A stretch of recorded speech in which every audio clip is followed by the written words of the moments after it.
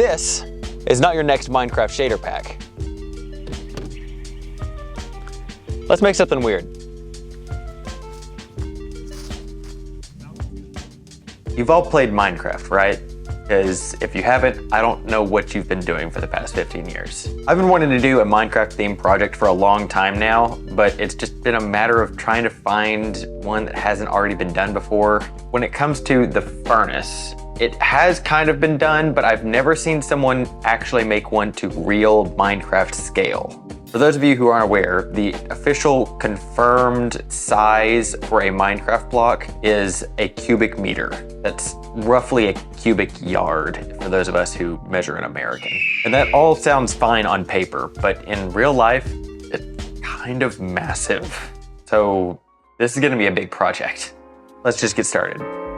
So I actually had a fairly decent head start when it came to the main furnace model from about 3 years ago when I did lots of 3D printing work for PewDiePie. Don't worry about that context for why I made a furnace mask. All that matters is that I don't have to do very much modeling for this project. But I do plan on using a piece of coal to turn the furnace on and off, which I made in the same way by extruding pixels based on their brightness level. I then modeled the necessary cutouts to insert some contact switches, which act like wireless magnetic switches I can use to turn the lights on and off. Now, with this being a full cubic meter in size, it's obviously way too big to print on my printers. Even Elegoo's Orange Storm Giga would not have been enough to print this in one go. So I had to break it up into a lot of pieces, and each piece will take almost an entire day to print. So yeah, that's why it's been like 4 months since my last video. I sliced up all the files and loaded them onto my Neptune 3 Max and my new Neptune 4 Max that Elegoo sent me, which is significantly faster out of the box in comparison to the previous model. So I was incredibly thankful to have it for this project. If you do larger print work, the Neptune 4 line is definitely the way to go in my opinion. Now, once everything was finally printed, I began the tedious process of cleaning and removing supports from all 40-something total prints. When I got through all that, I started gluing them together. I started out using 3D glue for this, but I eventually realized that a 2-part epoxy would be much more cost-effective in this project, considering how much gluing needed to be done. At last, the base shape of the furnace was complete. I obviously had to keep it in 2 halves to make sure I could fit it through the door, but even still, it was pretty difficult to move it around. I brought it outside to assemble it for the first time, and boy, is this thing big. I know I mentioned that in the intro, but like, wow. I have no idea where I'm putting this in my office because I absolutely do not have the room for it. I was really getting excited when I noticed a stupid mistake I made. I know it's hard to tell, but this entire back section here is glued on upside down. I know it looks fine now, but this will cause an issue that I'll get more into later. For now, I needed to make sure that the 2 halves stayed in the correct alignment when sitting on top of each other. So I climbed inside the furnace and used these leftover wooden dowels from a past project to support each corner. This will allow the pieces to still separate easily when needed, but stay put otherwise. Now, before we keep moving, I gotta ask, do you guys like the shirts I wear in my videos? No? Well, I've got great news for you. I now have different shirts that are not the shirts that I had before. If you're into 3D printing or just making things in general, these shirts are for you. And also to celebrate the anniversary of one of my favorite projects, I commissioned this shirt to showcase everyone's favorite robot Furby dog, Coco. All 4 of these new designs are available in my shop, alongside my older designs if you're more interested in those. Pick up a shirt or 2 to support my channel so I can keep making bad ideas like this one. Now, let's get back to the build. So before we start painting, I wanted to add some texture to the surface to both hide the printed layer lines and give all the flat surfaces a more realistic and appealing look. I'm using some watered down joint compound here because my usual acrylic medium method would be fairly expensive to use across such a large piece.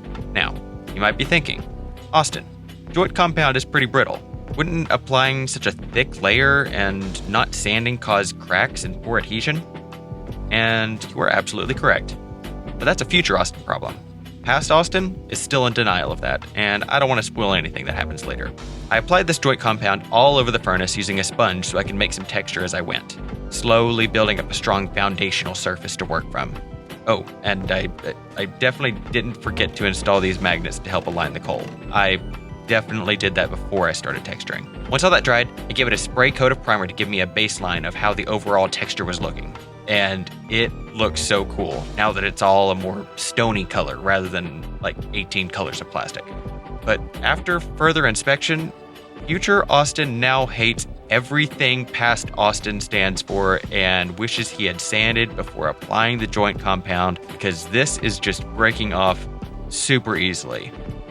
I guess that's what I get for trying to save a little time and money. But rather than rip all of this off and start from scratch, I'm going to try to remedy this by giving it a thick coat of good acrylic paint, because hopefully its strength and flexibility will hold everything together. Now, before I get too far down the painting rabbit hole, I needed to install the contact switches into the furnace of the coal. I did a very basic test to make sure that the other half of the contact switch could still complete the circuit, and this light turning on is exactly what we want to see. The furnace piece had a pretty tight fit, so I sure hope I don't have to remove it for some reason in the future. Now I can confidently move forward knowing that I've got the difficult part of the electronics figured out. After this, I opted to go back over the whole furnace to texture it some more with acrylic medium. The end result looked pretty cool, but I really started to get excited when I spray painted some base colors on.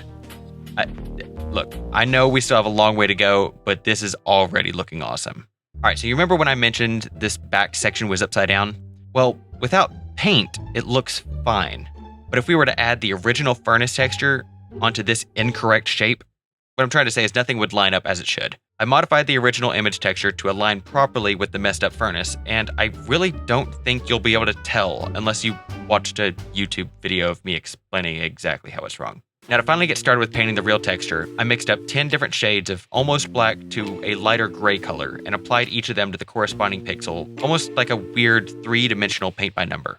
I used a rough sponge to apply the paint, giving it a textured look rather than just a flat, even coat. This is probably one of the more time-consuming parts of this project because I had to carefully paint over 1,000 individual squares across the whole furnace. But if you ask me, it was worth the work. Now, I could just stop here. It looks awesome and would be completely passable as a final product. But as I learned from my Mr. Krabs project, weathering can take a project like this to the next level. I watered down some black acrylic paint, sprayed it on, and wiped away excess, leaving what looks like dirt and grime and all the crooks and nannies. I did all of this on the backside first, in case things went horribly wrong, but I was actually pretty happy with how it turned out, so I moved forward with the rest of the sides. Once all of that was drying, I then applied the same entire process to the coal piece to match the look. With painting basically complete, it's time to finally address the light display for the lower half.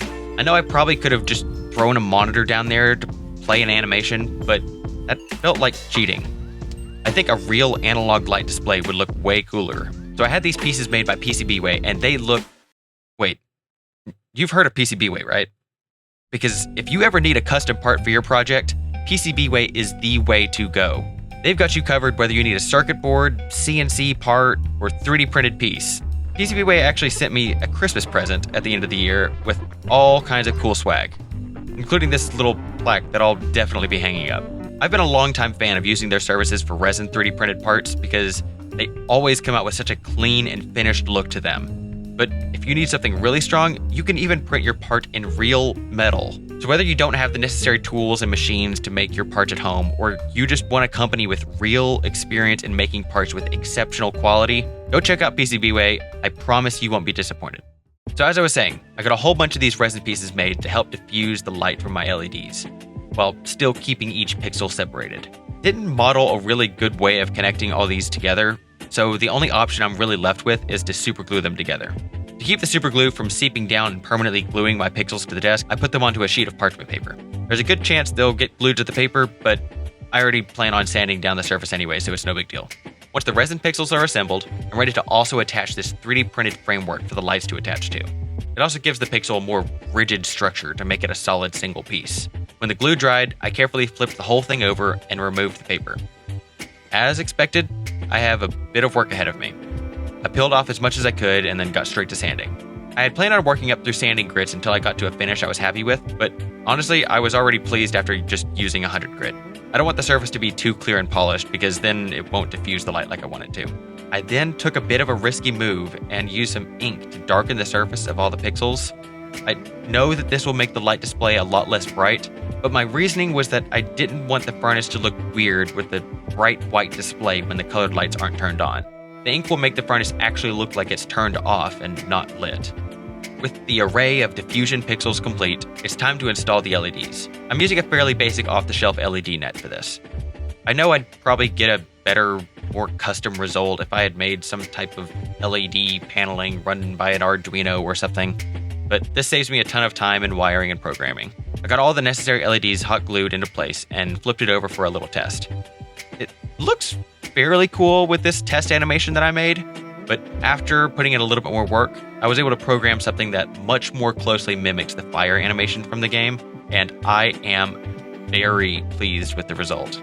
As I said before, I do think it would look a bit better if it were brighter, but I always have the option to wire in a second set of lights in the future. Now we can wire up the mechanism that will turn the lights on and off.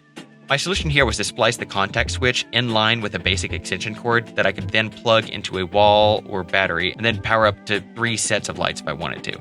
And from a basic quick test, it seems to work as it should. All I had to do was glue the light display in place and plug it into the system. Once the sun started going down, I brought a friend over to help me set everything up for the first time. I plugged the light system in, assembled the furnace halves, and with coal in hand, I started to get really excited.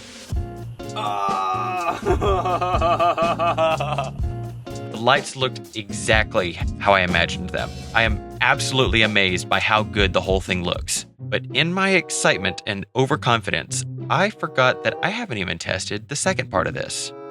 Turning it off. What? How? What? What? I hadn't even conceived the option that this could happen.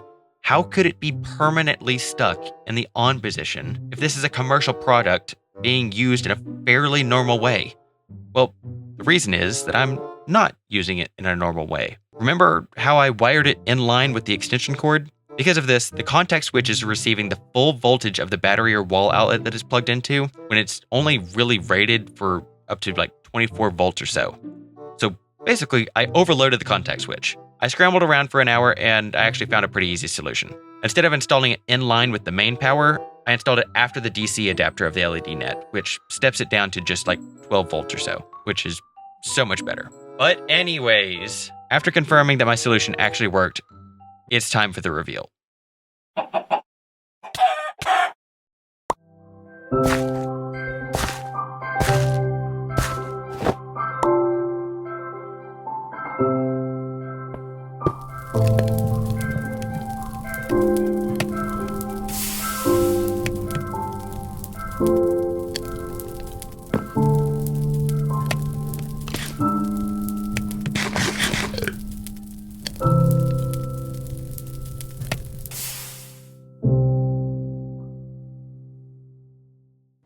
So 3 months and 30 spools of filament later, it's finally done.